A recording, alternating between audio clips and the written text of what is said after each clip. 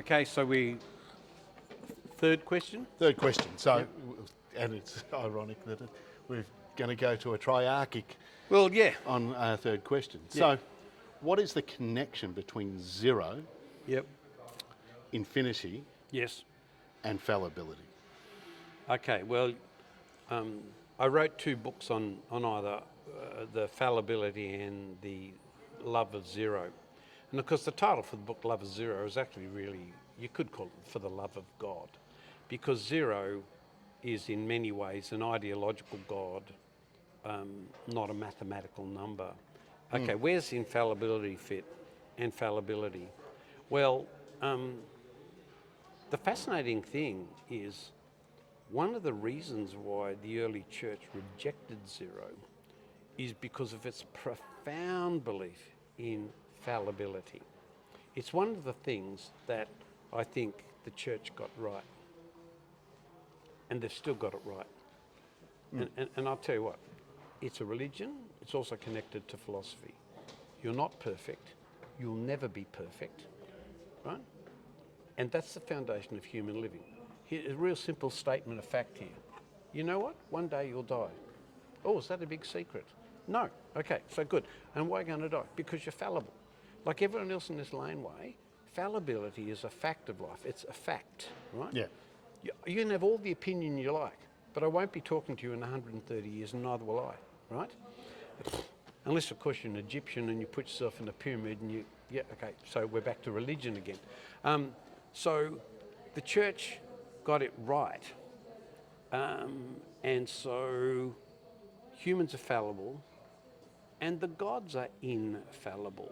Now, I don't care whether it's a Roman one, a Greek one, an Egyptian one, a Syrian one, an Indian one.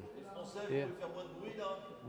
Recently in India, we got, oh God, someone's got it, a bit noisy. Okay, so again, I was in India recently with Nippon doing some wonderful stuff in Spore, and you know, I have no trouble at all with understanding the mythology of whatever religion or philosophy it is, because they all share the same premise.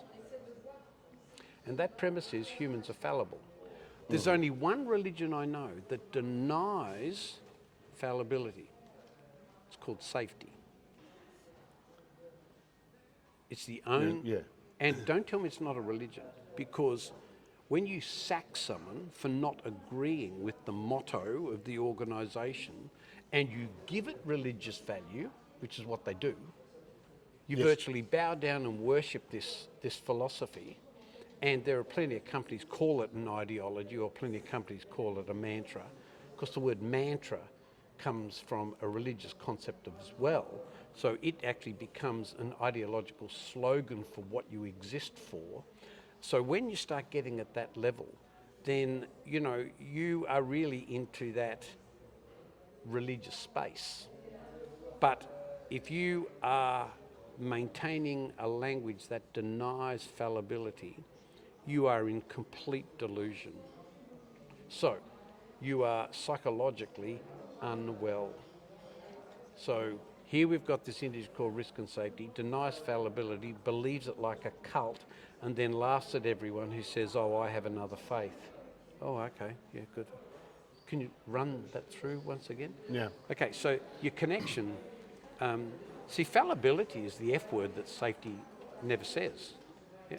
I can hear a different F word on every building site I go to, but I can go to any safety conference across the globe and you won't hear the F word. Yeah. And I'm not talking about the F word you and I are thinking about, I'm talking about the fallibility word. We never want to talk about that reality. Instead, what we want to do is we want to keep counting injury rates until we eventually get to that other word we love, which is zero, and then we declare that we're now safe because we didn't have an injury today. My God, you couldn't make up a cult better than that. It simply denies what goes on in everyday life, where Yes. a piano could drop out of the sky and do us both in. Yes, that's and right. Yet, we're sitting in a laneway where there's no vehicles or anything else. Well, wasn't it fascinating yesterday to go to Sigmund Freud's house, right? Wasn't it fascinating to go there to a house that changed the world. The ideas of Freud changed how we think of ourselves as human beings and persons, and began all sorts of thinking in a discipline that never existed. Psychology, psychotherapy didn't exist. Okay, it was started in the city in a little house across town where we were yesterday. Does it make it right? No. Is it mythology? Of course. Of course. Is it semiotic? Of course. Is it philosophical? Of course.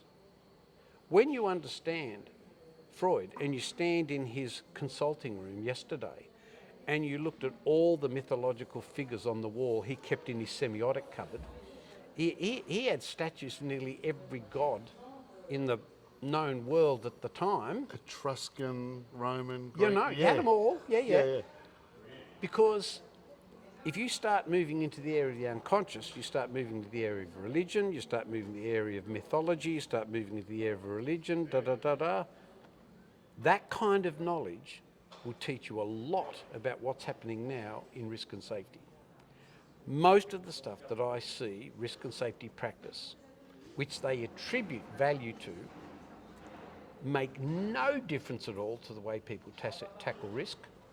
They attribute mythological value to them. They then attach a symbol to them, and then they attribute value to them that has absolutely no value. And they find out that very, very quickly when they're in a courtroom with Greg Smith, and they get eaten alive. Yeah. Perhaps stop it and we'll go Yeah, on we'll to a go. bit more on the fallibility and infallibility thing. Stop it and then we'll go to the next one.